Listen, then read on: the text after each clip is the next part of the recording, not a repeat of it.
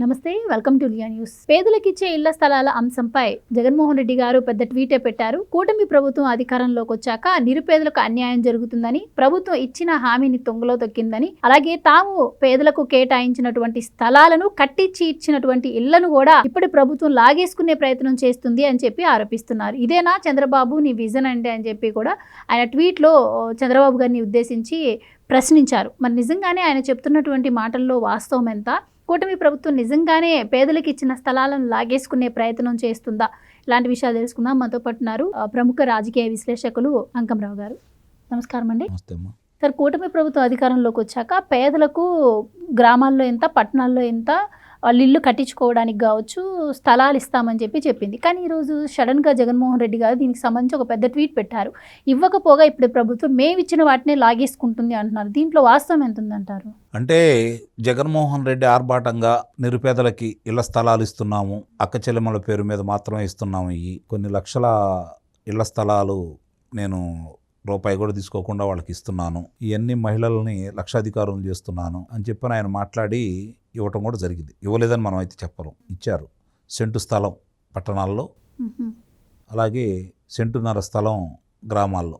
అంటే 72 గజాలు గ్రామాల్లో, 48 గజాలు మాత్రమే పట్టణాల్లో ఇవ్వటం కూడా జరిగింది. మరి ఆ స్థలంలో ఎంత ఇల్లు కట్టుకుంటారనేది ఆయనకే తెలియాలి. సరే, ఏదైనా ఇచ్చాడు, ఇవ్వలేదని మనం అయితే చూడట్లేదు. ఆ ఇచ్చిన స్థలాలు ఎన్ని కుంభకోణాలు జరిగినాయి, ఈరోజు నివాసానికి ఉపయోగపడేవి ఎన్ని ఉన్నాయి. ఆయన చెప్తున్నాడు కదా, జగనన్న కాలనీలు ఏర్పడ్డాయి అని చెప్పని. దాంట్లో ఎన్ని ఈరోజు నివాసానికి ఉపయోగంగా ఉంటున్నాయి. ఏ చిన్న చినుకుబడ్డా కూడా ఈరోజు అక్కడ పరిస్థితి ఏంటి, ముఖ్యంగా కాకినాడ పరిసర ప్రాంతాల్లో ఆవు భూముల పరిస్థితి ఏంటి, అక్కడ నిర్మాణాలు చేపట్టొచ్చా, ఇవి చాలా స్పష్టంగా ఈరోజు కళ్ళ ముందు కనపడుతున్నటువంటి వాస్తవాలు. కనీసం నడుము లోతు పైన నీళ్లు ఉంటున్నాయి అక్కడ. మరి అలాంటి చోట ఎలా వాళ్ళు ఉంటారు? ఇందుట్లో స్పష్టంగా అర్థమైంది ఏంటంటే, ఇప్పుడు వీళ్ళు గతంలో వాళ్ళ మీద అభియోగాలు మోపిన దాంట్లో కూడా దీంట్లో చాలా అవకతవకలు జరిగినాయి. కొంతమందిని బెదిరించి పొలాలు తీసుకొని వాళ్ళకి 10 రూపాయలు ఉంటే 9 రూపాయలు ఇచ్చేసి వీళ్ళు ప్రభుత్వం దగ్గర నుంచి 30 రూపాయలు 40 రూపాయలు వసూలు చేశారనేది ఇప్పటి వరకు వినిపిస్తున్నటువంటి మాట. అది చాలా చోట్ల నిజమని కూడా నిరూపితం అవుతానే ఉంది. ఇక్కడ ఈ కూటమి ప్రభుత్వం వచ్చిన తర్వాత అవకతవకలు జరిగిన చోట, అలాగే నివాసానికి సరిగ్గా యోగ్యత లేని చోట మాత్రమే తిరిగి రికవరీ చేసుకొని వాళ్ళకి సరైన చోట టిట్కో ఇల్లు లాంటి ఇల్లు నిర్మించిద్దాం అని చెప్పని అనుకుంటున్నారు. లేదంటే స్థలాలు ఇచ్చి వాళ్ళకి ఇల్లు నిర్మించే బాధ్యతని ఈ ప్రభుత్వం చేయాలని కోరుకుంటోంది. ఆయన నిరుపేదల గురించి మాట్లాడుతున్నాడు కదా. 7 లక్షల పైన టిట్కో ఇళ్ళు నిర్మాణాలు పూర్తయిపోయినాయి. ఎందుకని ఇవ్వలేదు ఆయన? దాన్ని ఎందుకు 5 సంవత్సరాలు పడకేయించాడు? సమాధానం ఉందా వాళ్ళ దగ్గర? లేదు. ఇప్పుడు ఇక్కడ ఈ ప్రభుత్వం ఏం చేస్తుంది ఏంటి అనే దాని మీద చంద్రబాబు నాయుడు గారు ఎన్నికల ముందు హామీ ఇచ్చిన మాట వాస్తవం, మీరు చెప్పినట్లు.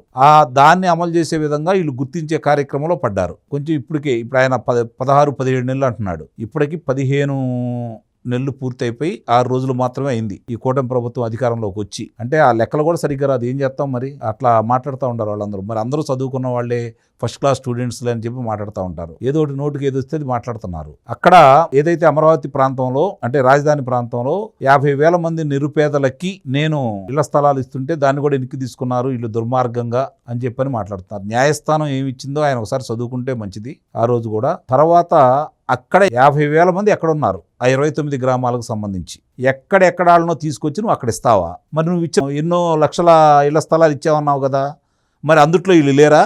అదంతా బోగసా?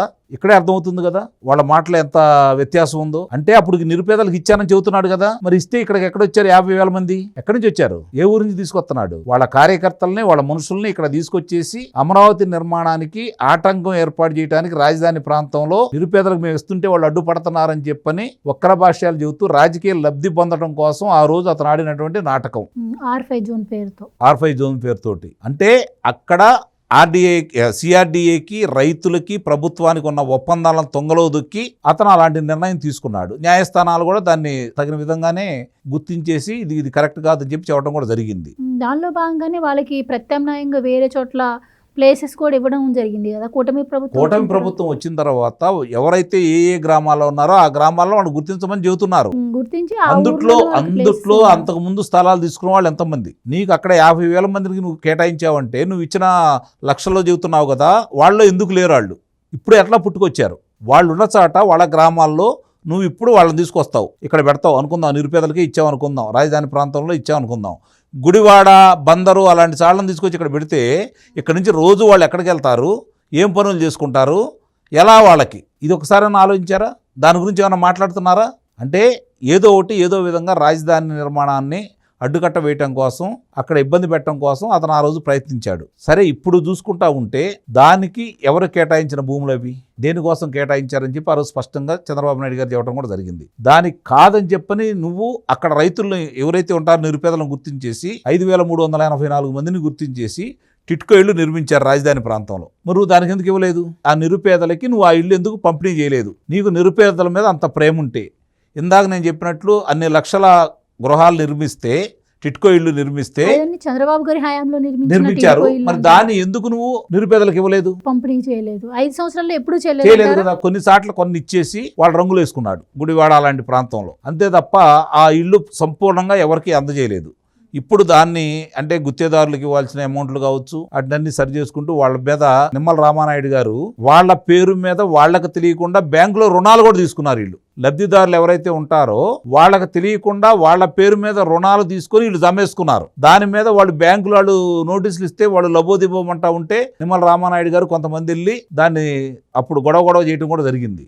అంటే ఇన్ని కుంభకోణాలు చేశారు వాళ్ళు. నువ్వు అక్కడ ఎకరం భూమి ఎంత ఉంది, నువ్వు ఎంత చెల్లించావు ప్రభుత్వం, ఇది కూడా చూసుకోవాలి కదా. ప్రభుత్వం ఎంత చెల్లించింది, పారదర్శకంగా ఇచ్చావా, నిజంగా లబ్ధిదారులకి ఇచ్చావా, నువ్వు అంటే ఎవరైతే భూమి యజమానులకు ఇచ్చావా, ఇవి కూడా చూసుకుంటున్నారు కదా. దాంట్లో ఎంతమంది ఏ విధంగా బెదిరించి లోకల్ నాయకులు కావచ్చు, శాసనసభ్యులు కావచ్చు చేసుకున్నారు. సహజంగానే గతంలో కాంగ్రెస్ ప్రభుత్వం కావచ్చు, తెలుగుదేశం ప్రభుత్వం కావచ్చు, నిరుపేదలకి ఇళ్ల స్థలాలు కావచ్చు భూములు ఇచ్చిన సందర్భంగా వాళ్ళు అమ్ముకోవడానికి వీల్లేని విధంగా ఇచ్చారు. ఎందుకంటే అలవలసల్లోకి అమ్ముకుంటారు, వ్యసనాలకు బానిసలైన వాళ్ళు, వాళ్ళ పిల్లలకి సరిగ్గా ఉండదు, దీనివల్ల లబ్ధి చేకూరదు, అక్కడంటూ ఉంటే వాళ్ళు అమ్ముకోవడానికి వీలు కాకుండా ఉంటే వాళ్ళు నివాసంగా ఉంటారు, అది పర్మనెంట్గా వాళ్ళు బడి ఉంటుందనే కదా ఇచ్చింది. నువ్వు ఇవాళ ఇచ్చావు, రేపు పొద్దున అమ్ముకోమన్నావు. అట్లా ఎంతమంది అమ్ముకున్నారు? అమ్ముకుంది ఎవరికి అమ్ముకున్నారు?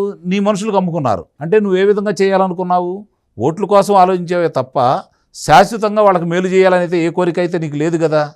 కాబట్టి ఈరోజు వంక దొరికింది కాబట్టి మళ్ళీ ఇలాంటి కొత్త ఇవన్నీ కూడా సృష్టించేసి నిరుపేదలకు తెలుగుదేశం ప్రభుత్వం ఇవ్వటం లేదు, ఏదో అన్యాయం చేస్తుంది, పేదల వ్యతిరేకం ఈ కూటమి ప్రభుత్వం అని చెప్పని దుష్ప్రచారం చేయడం కోసం మాత్రమే ముందుకొచ్చాడని అయితే నేను భావిస్తున్నాను. ఇవాళైతే కొత్త కాదు కదా ఆయనకి ఇది. అండ్ ఇంకోటి, ఇళ్ల స్థలాలతో పాటు ఆయన ఏమంటున్నారంటే సిమెంట్, స్టీలు వంటి నిర్మాణాలకు అవసరమైన దాదాపు 12 రకాల సామాన్లు తక్కువ ధరకే అందించామన్నాడు. అంటే ఈయన కొత్తగా పుట్టించాడా ఇది? గతంలోనూ ఏ ప్రభుత్వాలైనా అయ్యే చేసేయి. కేంద్ర ప్రభుత్వం ఇచ్చేది కాకుండా రాష్ట్ర ప్రభుత్వం కొంత ఇచ్చేసి ఎప్పుడు ఆ సహాయ సహకారాలు చేస్తూ ఉంటుంది. దానికి ఒక లెక్క ఉంటుంది. పునాదుల వరకు వేసుకున్న తర్వాత అక్కడి నుంచి నిర్మాణాలు చేపట్టేటప్పుడు తలుపులకి అంటే దర్వాజాలకు సంబంధించింది కావచ్చు, కిటికీలకు సంబంధించింది కావచ్చు, సిమెంట్ కావచ్చు, ఇసుక కావచ్చు, ప్రభుత్వమే ఇచ్చేది. దానికి సంబంధించి వాళ్ళకు లెక్కలంటూ ఉంటాయి. వాళ్ళు ఒకళ్ళు ఇస్తారు, మొత్తానికి అందరికి కలిపి కాంట్రాక్ట్ ఇస్తూ ఉంటారనమాట. వాళ్ళు ఏదైతే అడుగుతారో అవి వాళ్ళే సప్లై చేస్తారు, ప్రభుత్వమే సప్లై చేసింది. కొత్తగా ఈయన చేసింది అయితే ఏం కాదుగా. అదే చెప్తున్నా, 20 టన్నుల ఉసికే ఇచ్చాము, 15,000 డబ్బులు ఇచ్చాము, అలాగే పావుల వడ్డీకి రుణాలు ఇచ్చాము, ఇలా కొన్ని ఆయన చెప్పుకుంటూ పోతున్నారు. మరి ఎందుకు లబోదిబోమంటున్నారు లబ్ధిదారులు? లబోదిబో అంటే మా హయాంలో ఎప్పుడు కూడా రోడ్డెక్కి ధర్నాలు చేసిన పరిస్థితి లేదు, అంత పారదర్శకంగా మేము పాలన చేశామని చెప్పి జగన్మోహన్ రెడ్డి గారు ట్వీట్లో ప్రస్తావించారు. రోడ్డు ఎక్కడానికి భయపడ్డారు, మాట్లాడటానికి భయపడ్డారు, మాట్లాడిన వాళ్ళని కారాగారంలో తీసుకెళ్ళి ఏం చేశారో చూశారు. కాబట్టి వాళ్ళు భయపడి బయటికి రాలేదు. మరి ఈ రోజు ఏమైనా బయటకు వస్తున్నారు? రోడ్డు ఎక్కుతున్నారా? అన్యాయం జరిగిందని. చంద్రబాబు నాయుడు గారి హయాంలో 2014 2019 వరకు కావచ్చు, లేకపోతే ఇప్పుడు 2024 నుంచి ఇప్పటి వరకు జరిగినట్టు నేను చెప్పినట్లు 15 నెలల 6 రోజుల్లో ఏమన్నా రోడ్డు మీదకి వచ్చేసి వాళ్ళు హడావుడి చేస్తున్నారా? ఎక్కడన్నా చూసారా? లేదు కదా. మీ వాళ్ళ చేత చేపిస్తున్నావు. అందుట్లో ఎంతమంది లబ్ధిదారులు రేపు పొద్దున ఇవాళ ఇంతకు ముందులా కాదు, టెక్నాలజీ అందుబాటులోకి వచ్చింది కాబట్టి నేను వచ్చి రోడ్డు మీద కూర్చుంటే నా పరిస్థితి ఏందో నిమిషంలో చెప్పేస్తారు వాళ్ళు. నేను లబ్ధిదారున్నా లేకపోతే గోల్ చేయడానికి వచ్చానా? ఇప్పుడు అందుకే ఆయన పిలిచినా కూడా రావట్లేదు. నిజమైన లబ్ధిదారులకు ఎక్కడ అన్యాయం జరిగిద్దో అని చెప్పని రావట్లేదు. అందుట్లో వాళ్ళ నాయకులు వాళ్ళు చేసినటువంటి కుంభకోణాలన్నీ కూడా బయటకు వస్తున్నాయి కాబట్టి భయపడిపోతున్నారని అయితే నేను భావిస్తున్నాను. Right sir, thank you so much. Please subscribe to Leo news for more videos.